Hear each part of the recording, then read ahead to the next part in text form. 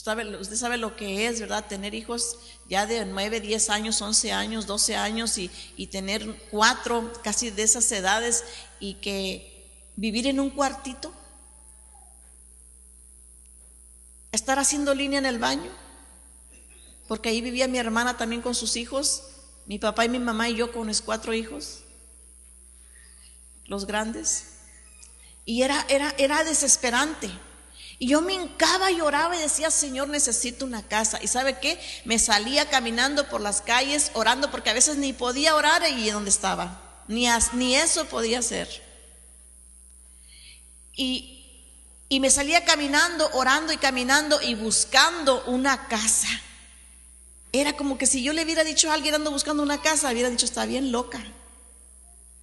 Porque se puede imaginar vivir 8 años en un cuartito porque no tenía para una renta y andar buscando casa para comprar. Eso era de locos. Pero no estaba loca, porque yo sabía a quién le estaba pidiendo y cuál era el Dios al cual yo estaba sirviendo. Por esos 8 años estaba ya con el Señor yo.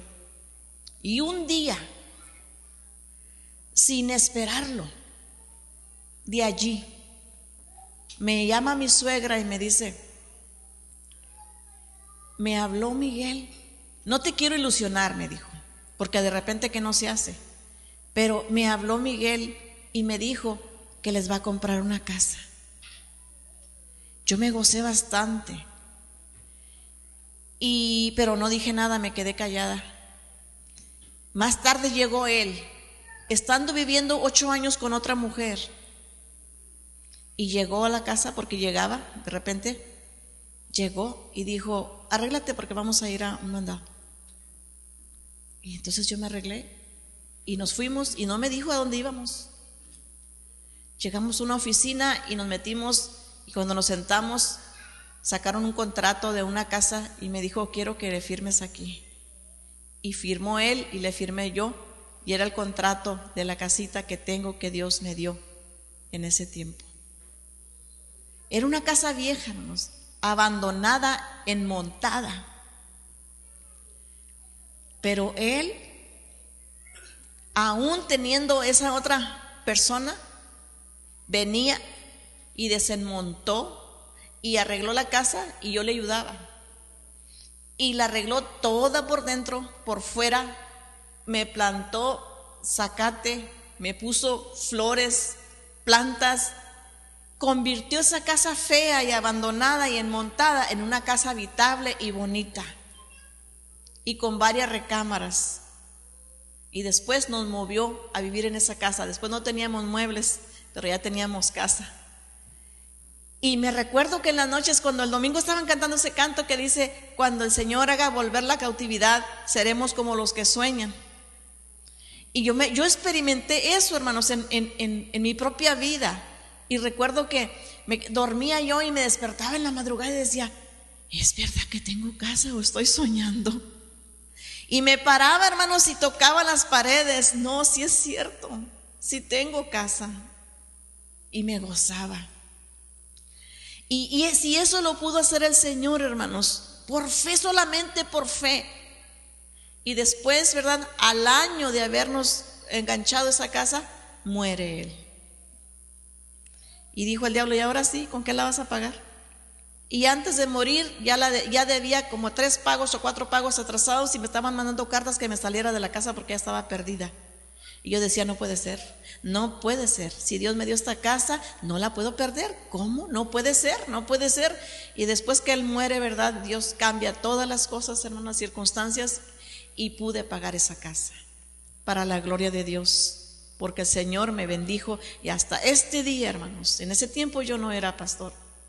Yo asistía a mi iglesia, pero yo servía al Señor en la medida de mis fuerzas, ¿verdad? Hablándole a las almas y haciendo el trabajo que me ponían a hacer en mi iglesia. Y Dios me bendijo, hermanos. Dios no se mide por circunstancias.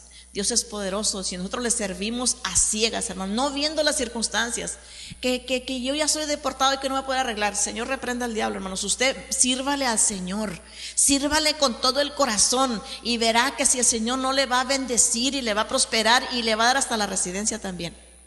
Dios puede borrar, hermanos, récord.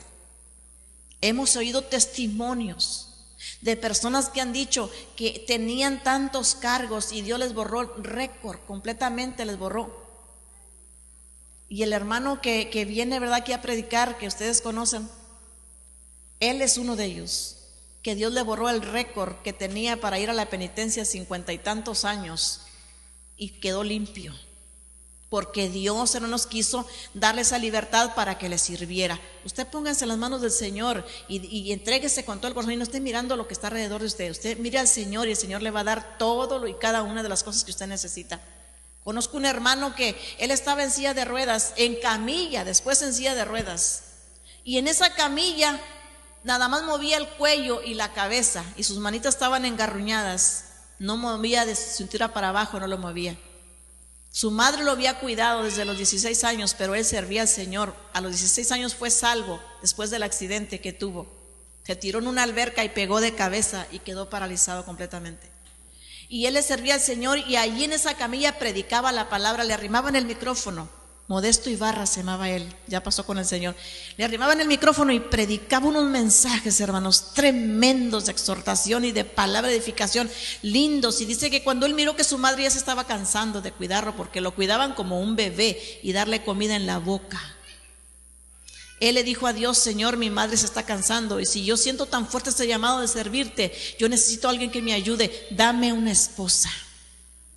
Y cuando los hermanos se dieron cuenta que él estaba orando así, le dijeron: el hermano Teto ya se volvió loco, ¿para qué quiere una esposa? Pero él sabía a quién se la estaba pidiendo, decía él, y Dios le dio la esposa, una hermana jovencita, simpática, que lo amó hasta que murió él, y ella manejaba la ven y lo llevaba a todas partes a predicar la palabra, a Estados Unidos y en México. Y nosotros la conocimos, la hermana Gladys Ibarra.